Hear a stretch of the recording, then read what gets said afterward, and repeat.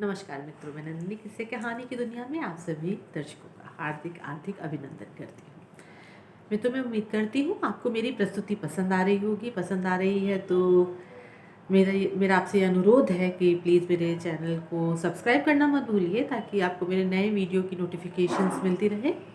पसंद आ रहा है कंटेंट तो मेरे चैनल को लाइक करिए, शेयर करिए अपने दोस्तों और मित्रों के साथ। तो दोस्तों, आज कामायनी के वासना सर्ग का हम प्रारंभ करेंगे। वासना सर्ग काम सर्ग के बाद का सर्ग है। काम सर्ग में हमने देखा कि किस प्रकार प्रेम, शरीर में की जो इच्छा है, हमारी जो काम भावना है, उसका प्रस्फुटन होता है मनु के अंदर और वो श्रद्धा की ओर आकर्षित होते हैं और उनका प्रणव प्रस्ताव जो रहता है उसे स्वीकार कर लेते हैं। वासना सर्ग में जो बाह्य वातावरण है या जो बाहरी कथानक है वो उतना विकसित नहीं हुआ, क्योंकि वासना जो है ये एक आंतरिक उद्गार है, आंतरिक भावना है। ये अंदर ही अंदर विकसित होती है, प्रस्फुटित होती है। तो जो वासना सर्ग है इसमें इस चीज़ का वर्णन किया गया है कि किस प्रकार श्रद्धा और मनु एक साथ रहने लगते हैं और धीरे धीरे उनका एक दूसरे के प्रति आकर्षण उत्पन्न होता है, और ये सहसा ही नहीं होता।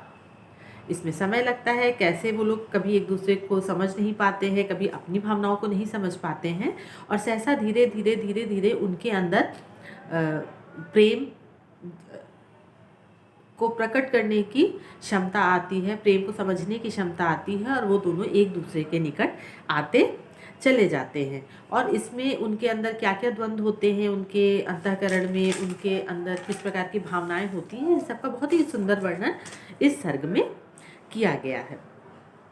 चल पड़े कब से हृदय दो पथिक थे अश्रांत, यहाँ मिलने के लिए जो भटकते थे भ्रांत, एक गृहपति दूसरा था अतिथि विगत विकार, प्रश्न था यदि एक तो उत्तर द्वितीय उदार।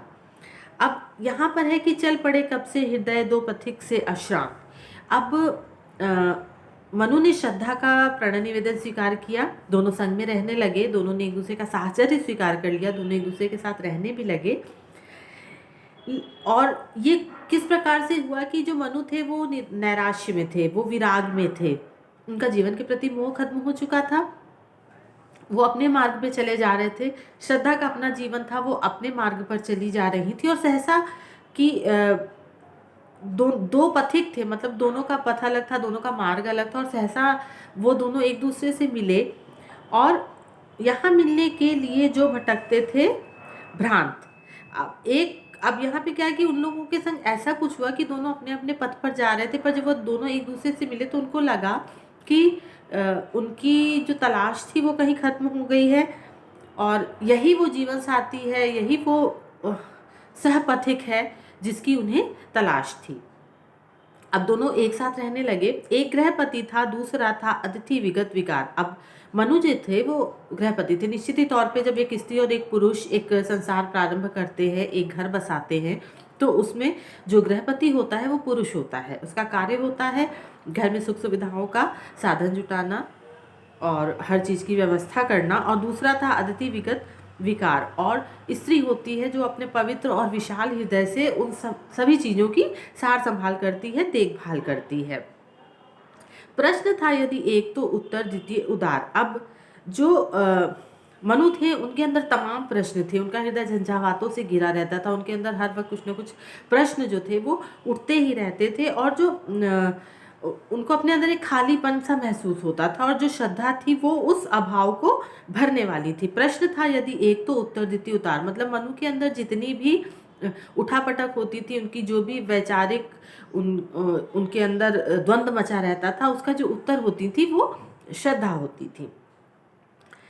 एक जीवन सिंधु था तो वह लहर लघुलोल, एक नवल प्रभात तो वह स्वर्ण किरण अमूल। अब एक जीवन सिंधु था, अर्थात जो मनु थे वो एक समुद्र की लहरों के समान थे, वो जीवन सिंधु थे, उनके अंदर जीवन था, वो भरे हुए थे, वो पूर्णता भरे हुए थे। लेकिन श्रद्धा वह लहर लघु लोल, मतलब श्रद्धा उस विराट समुद्र, उस अथाह जल प्रवाह के अंदर उठने वाली लहर थी। एक नवल प्रभात तो वह स्वर्ण किरण अमूल।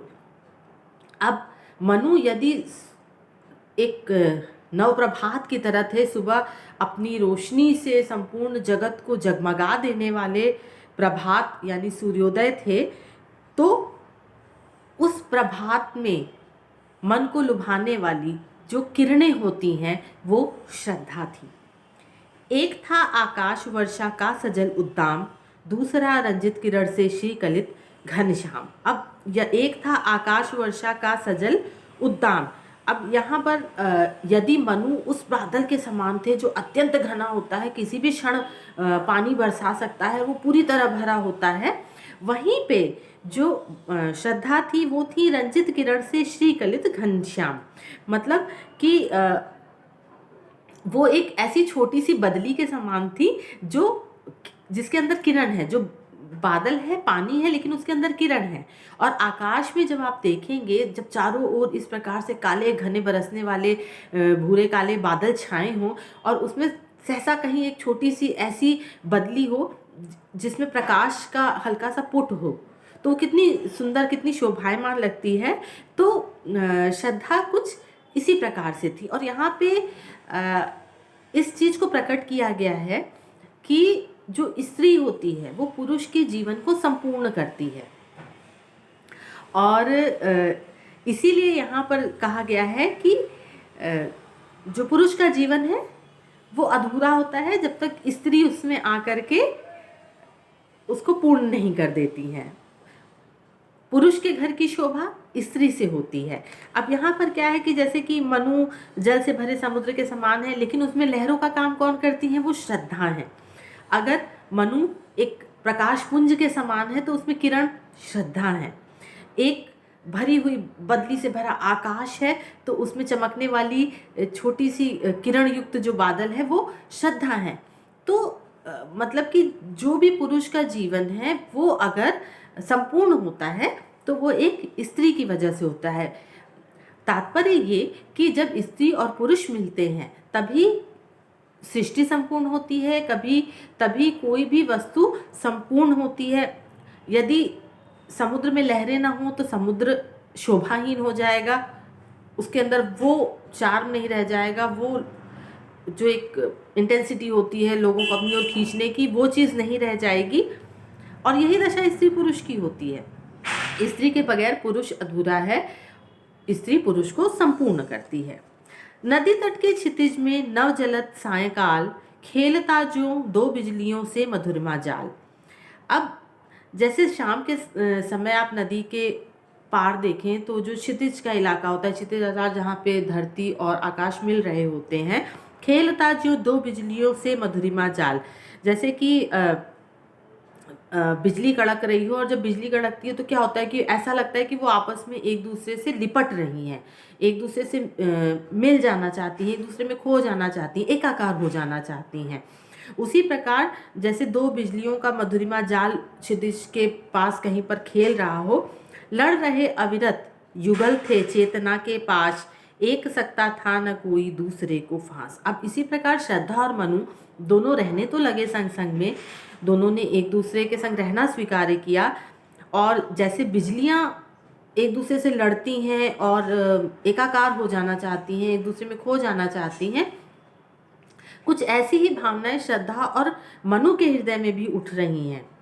युगल अर्थात कि उन दोनों के ही मन में इस तरह की भावनाएं निरंतर उमड़ती रहती हैं, लेकिन अभी तक उनके अंदर ऐसी इच्छा शक्ति नहीं जागृत हो पाई थी, इतनी शक्ति नहीं जागृत हो पाई थी कि वो अपनी उस चेतनता को प्रयोग में ला सकें या उसको व्यक्त कर सकें और दूसरे को फांस से, यहाँ मतलब उस सेंस में फांसना नहीं है कि किसी को धोखा या वो देना है। यहाँ फांसने से मतलब है प्रेम पाश में किसी को जकड़ना। तो अभी उनके अंदर जो उनकी चेतनता, उनकी जो भावनाएं हैं, एक दूसरे के प्रति जो प्रेम है, एक दूसरे को पाने की जो चाहना है, वो इस प्रकार से उभर के सामने नहीं आई है कि वो आकर्षण के इस रूप में सामने आए कि दूसरे को अपने प्रेम पाश में पूर्णतः बांध सके। था समर्पण में ग्रहण का एक सुनिहित भाव, थी प्रगति पर अड़ा रहता था सतत अटकाव। अब था समर्पण में ग्रहण का एक सुनिहित भाव। अब दोनों ने एक दूसरे को समर्पित तो कर दिया था, अधिकार की भावना भी अंदर आ गई थी, क्योंकि जब एक स्त्री और पुरुष एक साथ रहते हैं, विवाह कर लेते हैं, एक गृहस्थ जीवन प्रारंभ करते हैं, तो निश्चय ही बात है कि वो जो गृहस्थी होती है, जो प्रेम होता है, वो समर्पण से प्रारंभ होता है। तो उन दोनों ने एक दूसरे के प्रति खुद को समर्पित तो कर दिया। जब हम किसी को समर्पित करते हैं तो उसके प्रति हमारा अधिकार भाव ऑटोमेटिक आ जाता है। ये एक स्वाभाविक प्रक्रिया होती है कि उसके प्रति हम अपना अधिकार भी समझने लगते हैं। स्थिर प्रगति पर अड़ा रहता था सतत अटकाव। अब क्या होता है कि जब नई नई गृहस्थी बसती है, नया नया विवाह होता है, तो स्त्री पुरुष एक दूसरे के प्रति बहुत तीव्र आकर्षण का अनुभव करते हैं, एक दूसरे से प्रति बहुत प्रेम होता है, वो एक दूसरे के प्रति खुद को समर्पित भी कर देते हैं, अधिकार की भावना भी आ जाती है, लेकिन मन में एक संकोच रहता है, वो उनको रोकता रहता है, हेजिटेशन रहती है, चाह कर भी कुछ बोल नहीं पाते हैं। उनके हृदय में, उनका जो सूना हृदय था उसमें वो भावना तो आ गई थी, लेकिन अभी भी एक हेजिटेशन, एक अटकाव उसमें बचा हुआ था। चल रहा था विजन पथ पर मधुर जीवन खेल, दो अपरिचित से नियति अब चाहती थी मेल।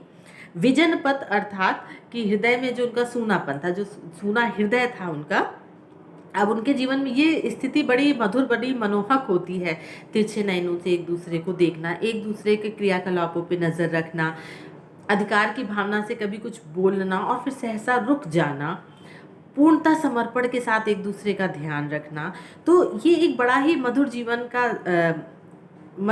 प्रारंभ होता है। जो गृहस्थ जीवन का प्रारंभ होता है वो बड़े ही मधुर ढंग से होता है, बड़ी वृत्तियां अंदर खेल खेल रही होती हैं।